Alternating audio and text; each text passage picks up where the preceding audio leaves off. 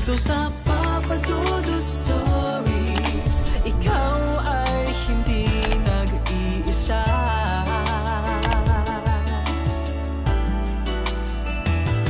Dito sa Papa Dudut Stories, may nagmamahal sa'yo.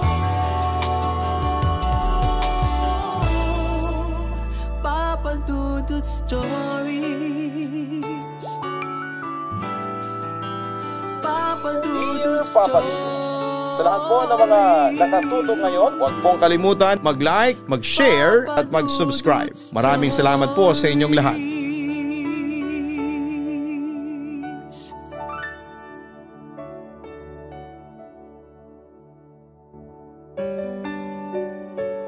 Hinding-hindi ka mapapagod at mahihirapan, lalo na kung kapakanan ng pamilya mo ang pag-uusapan. Kung kinakailangan mong magsakripisyo ka. Handa mong gawin ang lahat para umayos ang buhay ng iyong mga mahal sa buhay. Dear Papa Dudut, tawagin niyo na lamang po ako sa pangalang Dayanara. Hindi totoo kong pangalan. Tubong Iloilo po ako at dahil sa hirap ng buhay, lumuwas ako ng Maynila para dito magtrabaho. Isa po ako sa mga masugid ninyong tagapakinig at talagang nagdala pa po ako ng radyo sa opisina para lang masubaybayan ang programa ninyo araw-araw. Ganon din ay madalas ako naka-online at nakasubscribe na sa inyong YouTube channel. Naisipan ko na sumulat sa inyo para maibahagi ang aking karanasan sa buhay. Papa Dudut, sisimulan ko na lamang ang istorya ko ng mapangasawa ko si Carlo. Masaya naman ang pagsasama namin sa kabuuan. Ramdam na ramdam ko ang pagmamahal niya sa akin. Pero meron kaming isang kinakaharap na problema. Mahirap akong mabuntis. Oo Papa Dudut, maraming dumarating na komplikasyon sa katawan ko kapag nagbubuntis ako. Carlo, gumising ka. Dali, nagmamadaling sabi ko noon sa aking asawang si Carlo. Oh, bakit? Ano bang problema? Bakit mo ako ginigising? Nalimpungatang tanong niya sa akin. Hindi ko alam kung ano itong nangyayari sa akin. May lumalabas na tubig sa akin pero hindi naman ako naiihi. Nasa state of panic na ako noon. Hindi ko alam kung anong nangyayari noon sa katawan ko dahil first time kong mabuntis. Baka naman manganganak ka na. Nagulat naman ako at tila hindi makapaniwala sa sinasabi ng aking asawa. Ha? Carlo, hindi ko pa kabuwanan. Hindi rin naman siguro ako nakunan kasi bakit tubig ang lumalabas sa akin at hindi dugo? Sige Dayanara, magbihis ka na. Pupunta tayo sa ospital. Ang sabi ni Carlo sa akin habang bumabangon. Huwag kang matakot, sabi pa niya sa akin. Hindi ko kasi maiwasan na hindi matakot. Ewan ko ba Carlo, kinakabahan ako. Parang may problema sa anak natin. Pag-aalala ko. Mahal ko, huwag kang mag-isip ng kung ano-ano. Magbihis ka na. Ganon din ako. Tapos bago tayo umalis uminom ka ulit ng gamot mo. Yung gamot na pampakapit na nireseta sa'yo ng doktor nung 1 linggo. Paalala pa sa akin ng aking asawa. Tumango naman ako bilang pagsang-ayon sa kanya. Dayanara, huwag kang matakot, okay? Nandito naman ako sa tabi mo. Hindi kita pababayaan. Paniniguro naman niya sa akin. Pagkatapos noon ay dali-dali kaming pumunta ng ospital. Doon ay in-ultrasound ako at doon namin nalaman ang isang nakakagimbal na katotohanan. Dok, kumusta na po ang lagay ng anak namin? Nag-aalalang tanong ni Carlo. Ayon dito sa ultrasound, may malaki tayong problema. Tila naaalarmang sagot ng doktor. Pagkatapos bumaling siya sa akin. Misis, mukhang wag po kayong mabibigla pero parang wala pong buhay ang bata na nasa loob ng sinapupunan ninyo. Nagulat naman kami ni Carlo sa sinabing yun ng doktor. Hindi ako makaimik noon dahil hindi mag-sink in sa utak ko ang mga nangyayari. Anong sabi ninyo? Dok, hindi ba kayo nagbibiro? Tila naiiyak na tanong ni Carlo sa doktor. Hindi po ako nagbibiro. Kung buhay pa po ang bata, sana'y gumagalaw pa siya at saka sana nagre-register dito ang heartbeat niya. Kaso hindi po, paliwanag niya sa amin. Sa puntong yon ay nanlumo na ako sa mga pangyayari. Dok, baka nagkakamali lang kayo? Hindi po ako nagkakamali, misis. Patay na po ang bata sa sinapupunan ninyo. Paniniguro ng doktor sa amin. Napahagulhol na ako sa aking asawa. Ang anak natin, Carlo. Patay na ang anak natin. Kailangan na pong matanggal agad ang patay na sanggol sa sinapupunan ninyo, misis, para hindi po maapektuhan ang kaligtasan at kalusugan ninyo, sabi pa ng doktor sa amin ni Carlo. Sige, Dok, kayo na po ang bahala. Pagbibigay ni Carlo ng otorisasyon sa doktor habang ako ay napahaguluhol na lamang.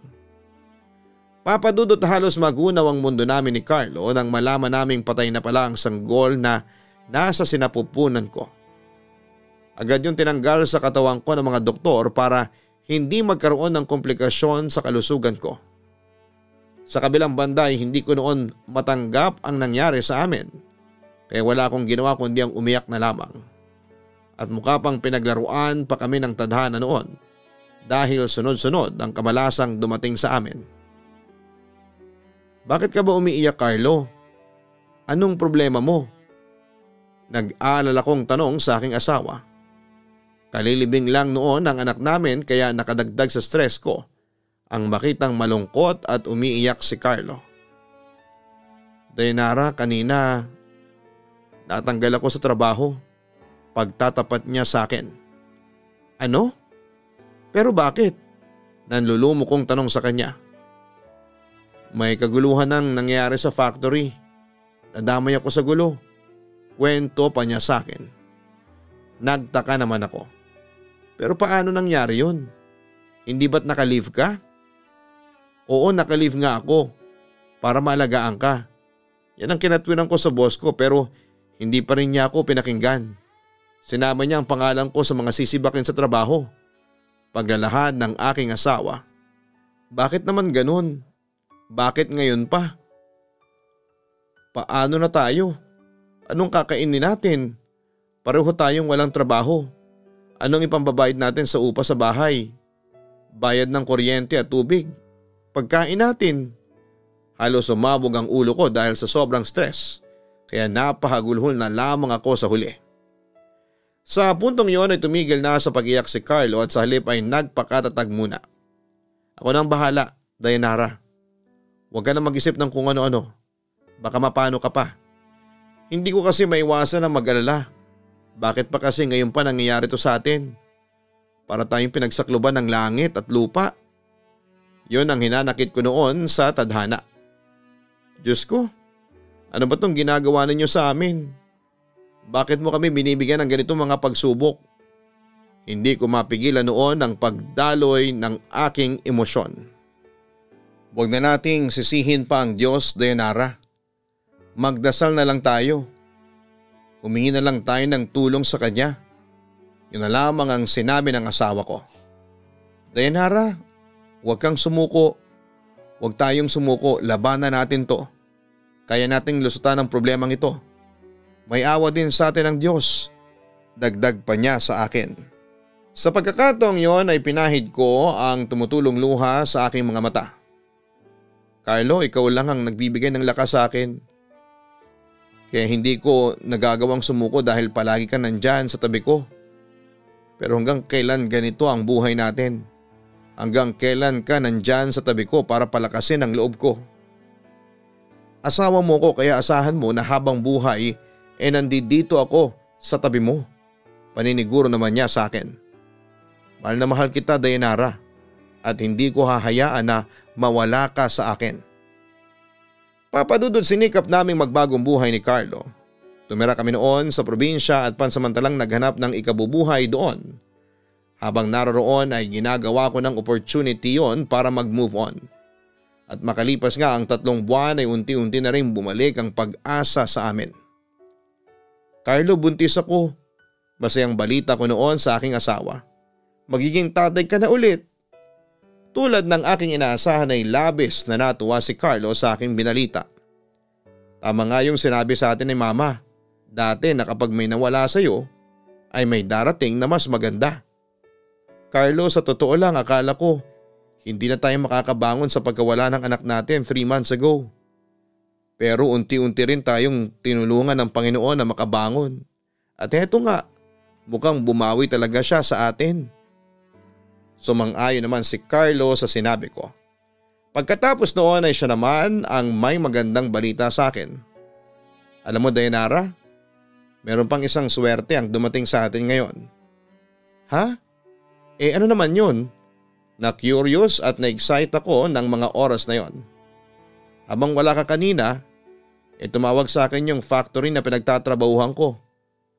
Alam mo ba kung ano ang sabi nila? Pinababalik nila ako sa trabaho. Ayon daw kasi sa investigasyon na sinagawa ng kumpanya napatunayan na hindi at wala akong kinalaman dun sa kaguluhan na nangyari dati. Humingi pa sila ng sorry sa akin tapos kasabay noon ay bibigyan daw nila ako ng additional benefits. Pambawi man lang daw doon sa nagawa nilang pagkakamali sa akin. Kwento pa niya sa akin. Nakahinga naman ako ng maluwag sa ibinalitang yon ni Carlo. Naku, magandang balita yan. Buti naman at lumabas na rin ang katotohanan. Salamat sa Diyos at magkakatrabaho ka na. Papadudot pagkatapos noon ay naiwan ako noon sa Iloilo habang si Carlo ay bumalik sa Maynila para magtrabaho. Yun ay ayon na rin sa mungkahin ng aking ina na magstay muna ako dito sa Iloilo para maalagaan niya akong mabuti. Agad din naman kaming pumayag ni Carlo since ilang buwan lamang yon. Kapag nanganak na ako ay saka ako babalik sa Maynila. Sa kabila noon ay nanatili pa rin kasiyahan sa amin dahil lubos ang pagkatiwala namin sa isa't isa. Bukod sa maraming blessings noon ang dumating sa amin, sabi ko tuloy sa sarili ko na sana'y palagi na lang ganito. Sana'y palagi na lang masaya ang buhay namin. Papadudot akala ko, yun ang kapalit ng pait na dinaranas ko dati pero nagkamali ako. Sandali lamang namayani ang kasiyahan sa buhay namin dahil unti-unti na namang dumating ang mga pagsubok sa amin ni Carlo. 3 beses ako noong sinugod sa ospital dahil sa buong akala ko ay manganganak na ako dahil overdue na ako ng time na yon. Pero pagdating sa ospital ay sinabi ng doktor na false alarm lamang kaya nag-decide na ang doktor na i-induce na lang daw ang panganganak ko at pumayag naman ako sa mungkahin nila.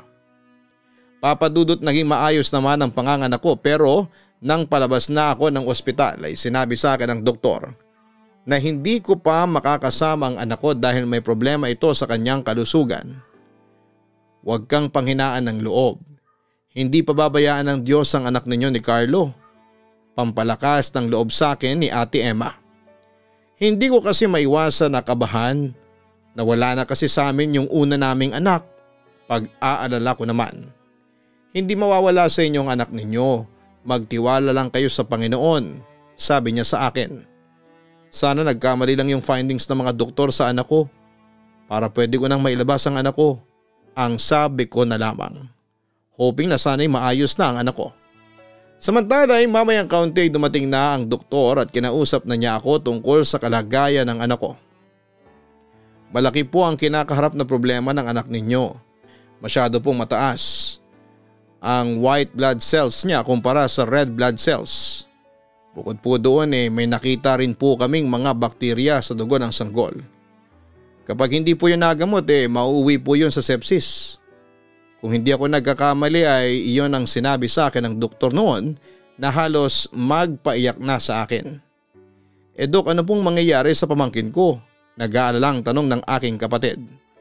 Maaari pong lumaki ang ulo ng sanggol, bukod po doon ay habang lumalaki ang bata ay kailangang magkaroon ng mahabang gamutan at procedure. Dagdag pa ng doktor sa amin. Sa puntong yon ay napahagulhol na ako at tinawag ko ang pangalan ng Diyos. Marami pang sinabi sa amin ng doktor tungkol sa sakit at sa gamot ng anak ko pero hindi ko na yun matandaan dahil nagdarasal ako noon sa Panginoon habang umiiyak. Alam ko pong mabigat ang pagsubok na ito sa inyo pero huwag po kayong sumuko. Ginagawa naman po namin ang lahat para mailigtas ang bata sa tiyak na kapahamakan. At saka sa inyo lang po kumukuha ng lakas ang bata. Kaya magpakatatag po kayo. Samahan niyo na rin po ng matinding pananalig sa Diyos. Narinig kong sabi na lamang sa amin ng doktor. Bumaling ako sa aking kapatid, Ate Emma. Dayanara, kasasabi lang ni Doc na magpakatatag ka. Pagsubok lang to sa inyo ni Carlo. Pang-aalo sa akin ng kapatid ko. Siya nga po pala, nasa na po ba ang ama ng bata? Usisa pa ng doktor sa amin. Ang kapatid ko na ang sumagot. Nasa Maynila po yung ama ng pamangkin ko. Nagtatrabaho po doon. Pero nagpasabi na po siya na uuwi na ngayong linggo. Mabuti kung uuwi dito ang asawa niya para may makatuwang siya at tumakas ang loob ng kapatid mo. Aniya bago siya nagpaalam para asikasuhin na ang ibang pasyente. Ate Emma, anong gagawin ko? Paano ko maililitas ang anak ko? Desperadong tanong ko. Alam mo, isa lang ang magagawa mo, ang magdasal ka sa Panginoon. Naniniwala ko na hindi niya pababayaan ang anak mo. Sagot ni Ate Emma sa akin. Tumahang ka na. Alalahanin mong kapapanganak mo lang. Baka mamaya niyan sumakit ang ulo mo at mabibinat ka. Paano na lang ang baby mo kung may mangyari sa iyong masama? Dahil sa sinabing yon ni Ate Emma ay nagpasya na akong tumahan at magpakatatag para sa aking anak. Papa Dudut, siguro'y masasabing ang pinakamasakit na parte ng buhay ko ng isang ina ay makitang naghihirap ang kanyang anak. Yon ang naranasan ko. Sobrang sakit sa akin na makitang naghihirap ang anak ko dahil sa sakit. Araw-gabi akong nagdarasal na sana'y gumaling na ang anak ko. At sana'y huwag bawiin sa akin ng Diyos ang anak ko dahil hindi ko alam ang gagawin. Sakaling bawiin na naman niya sa akin ang anak ko. Pero sa paglipas ng mga oras ay patuloy ang paghihirap ng anak ko. Kasabay noon ay ang matinding kalbaryo ko bilang isang ina. Naintindihan ko ang sitwasyon mo. Alam ko ang pakiramdam ng isang ina. Masakit talaga na makitang nasa ganyang kalagayan ng anak niya. Pakikisimpatya ni Ate Emma sa akin. Sa totoo lang ate, hindi ko na talaga alam ang gagawin ko. Ano ba kasi ang sakit ng anak ko? Wala na bang lunas yun? Hindi ko maisip na 3 iba't ibang klaseng gamot ang itatarak sa anak ko para lang mabuhay siya. At saan ako kukuha ng perang pambili ng gamot? Bawat araw kailangan namin ng 2,500 bawat gamot ng anak ko. Isipin mo magkano yun? 7,000 pesos kada araw para mabuhay lang ang anak namin. Saan ko bulsa kukunin ang ganong halaga? Nalulungkot kong sabi. Gumagawa na kami ng paraan para makatulong sa inyo si mama. Nagdedilhensya na siya ng pera. Ako, ang asawa mo, lahat kami nagsusumika para makahanap na ng pera para sa anak mo. Huwag kang mawala ng pag-asa, ang sabi ni Ate Emma sa akin. Ang tanong hanggang kailan to? Hanggang kailan namin mararanasan to? Nagsisimula na namang mawalan ako ng pag-asa. Mamayang kaunti dumating na si mama. Dala-dala ang pera na napagdilhensyahan niya para sa mga gamot ng aking anak. Eto 5,000 nakautang ako sa kumari kong taga Haro. Sobrang naawa siya sa naging sitwasyon ng anak mo. Kaya agad siyang nagpahiram ng pera. Kwento sa akin ni mama. Salamat naman sa Diyos. Tila nabunutan naman ang tinig si Ate Emma sa sinabi ng aming ina. Pero ma, may malaki pa rin tayong problema. Hindi lang po yung gamot ni baby ang kailangan nating dilhensyahan ng pera. Yung doktor pa pala kanina. Kinausap po ako, kailangan na raw nating bayaran yung bill sa ginamit na kwarto ng anak ko. 5 araw na po kasi tayong hindi nakakabayad 1,200 pesos per day po yung kwarto ni baby. Tapos iba pa yung hospital charges. Inform ko sa kanya. Subukan mo kaya ulit na tawagan si Carlo sa Maynila. Baka may madalhensyahan siya ng pera. Suhestyon ni Ate Emma sa akin. Nakapagdilhensya na si Carlo nung nakaraan. Ang totoo niya ay nakapag-cash advance na siya doon sa factory na pinagtatrabahuhan niya. Kaya wala na po siyang sasahurin sa susunod na linggo. Nanlulumo kong kwento sa kanila. Huwag tayong sumuko. Kaya natin to. Pampalakas loob ni mama sa akin. Ilang saglit lang ay nagring na ang cellphone ko. At doon ay napag-alaman kong si Carlo ang tumatawag. Ano nang balita dyan, Dayanara? Kumusta na ang anak natin? Nag-aalalang tanong ng asawa ko sa kabilang linya. Ganun pa rin wala pa rin pinagbago. Malungkot na reply ko sa kanya. Magkano pa ba ang kailangan ninyo? Uutang ulit ako dito sa mga kasamahan ko. 5,000 piso pa. Naniningil na kasi yung ospital ng bayad doon sa kwartong pinaglagyan ni baby. Carlo, gusto ko nang sumuko. Bakit ganito na lang ang problemang ibinibigay sa atin? Wala na ba tayong karapatan na maging masaya?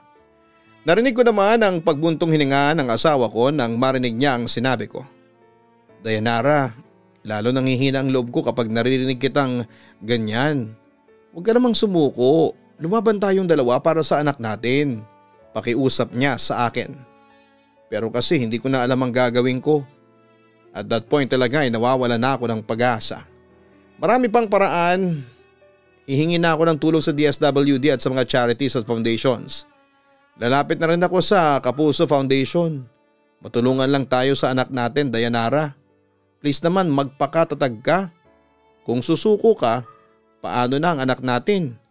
Isipin mo sana yun kung hindi siya lumalaban para sa buhay niya.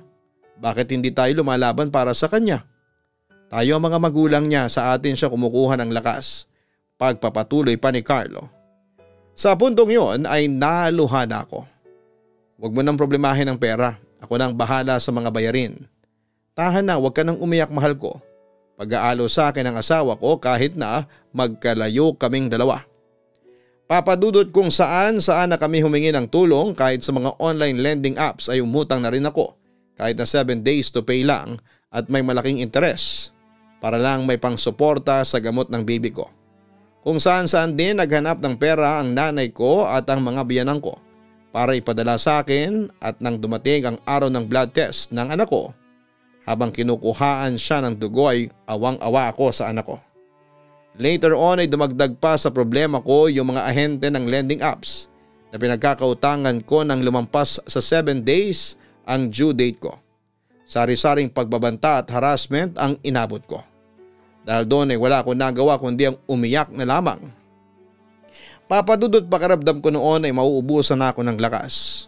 Buti na lamang at nandyan si Ate Emma para palakasin ang loob ko. Samantala'y mukhang naawa na sa akin ng langit dahil pagkalipas ng ilang linggo, isang magandang balita ang dumating sa amin. Nag-negative na sa sepsis ang anak namin ni Carlo. Halos maiyak ako sa tuwa kaya agad kong tinawagan noon si Carlo. Agad kong binalita sa kanya na ligtas na ang anak namin. Talaga? Naku, magandang balita yan. Diyos ko, salamat po. Natutuwang wika ni Carlo sa kabilang linya. Umuwi ka na muna sa Iloilo para maiuwi na natin si baby. Mag-celebrate na tayo, suhestyon ko sa kanya. Sige, ngayon din ay magpa-file ako ng leave sa trabaho para masamahan kita. Naku, salamat naman at ligtas na ang anak natin, nasasabik niyang sabi sa akin. Ikaw, Carlo, kumusta ka na dyan sa Maynila? Tanong ko naman sa kanya. Eto, nung una ay nag-worry ako pero dahil dyan sa binalita mo para ako nabunutan ng tinik. Salamat talaga at dininig ng Diyos ang lahat ng mga panalangin natin. Hindi niya tayo hinayaang sumuko sa laban. Aniya. Tama ka doon sa sinabi mo na huwag tayong sumuko at magtiwala lang tayo sa Diyos. Tingnan mo naman at ligtas na si baby. Magiging masayang pamilya na ulit tayo. Masayang wika ko naman. Namimiss ko na kayo ni baby, Dayanara. Excited na akong makasama kayo ulit. Yon ang sinabi sa akin ng asawa ko na nagbigay ng pag-asa at inspirasyon sa akin. Isang linggo pang lumipas ay muli ko nakasama si Carlo at nabuong muli ang aming pamilya. Oo, may pagsubok pa rin dumarating sa amin dala ng malaki naming utang. Pero sinisikap naman naming bayaran ang lahat ng yon. Pati na yung mga lending companies na nanghahara sa amin. Hindi na kami nagsampa ng kaso at sa halip ay ipinagpasa Diyos na lamang namin sila. Sa ngayon, Papa Dudut, ay magta3 taon na ang baby ko. Isa siyang malusog at makulit na bata pero ganun pa man ay nagpapasalamat ako sa Panginoon na hindi pa rin niya ako hinayaang sumuko sa buhay.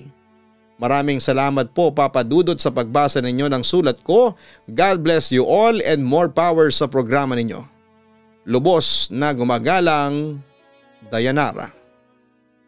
Walang pagsubok ang hindi nasusolusyonan. Lahat ng iyon ay malalampasan mo kung ikaw ay matatag at may matibay na pananampalataya sa Panginoon. Huwag tayong mawala ng pag-asa dahil anuman ang mangyari ay isipin nating hindi tayo pababayaan ng Diyos. Maraming salamat Dayanara sa pagbabahagi mo ng iyong kwento sa Papa Dudut Stories. Masaya kaming marinig na maayos na ang anak ninyo ni Carlo. Maraming pagsubok man ang dumating sa inyo. Isama na yung mga naniningil sa inyo ng utang. Ang mahalaga ay hindi kayo nawala ng pag-asa at nariyan ang mga mahal ninyo sa buhay para tulungan at damayan kayo sa oras ng mga pagsubok. Muli God bless sa inyo at sa iyong buong pamilya. Wishing you good health and happy life. Hanapin po ang Kaistorya Horror para sa mga YouTube content na mga nakakatakot. Ang link po niyan ay nasa homepage ng channel na ito. Ganon din ang Gian Gianna Vlogs, ang aming weekly family vlogs. Sana po'y mahanap ninyo at makapag-subscribe na rin po kayo.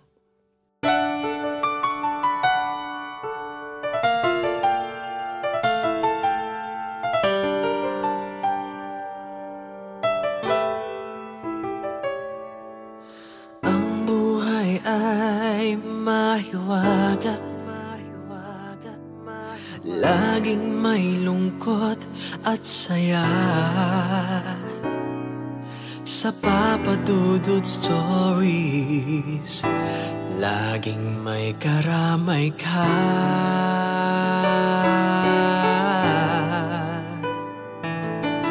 Mga problemang kay bigat, dito ay pakikinggan ka.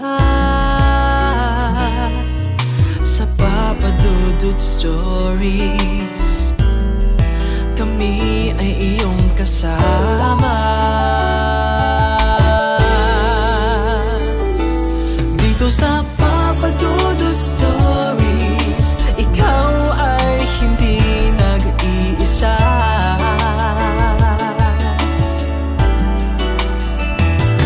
Dito sa Papa Dudut Stories, may nagmamahal sa'yo. Papa Dudut Stories, Papa Dudut Stories,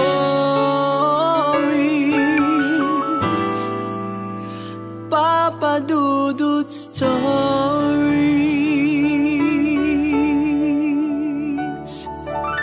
Hello mga ka-online, ako po ang inyong si Papa Dudut.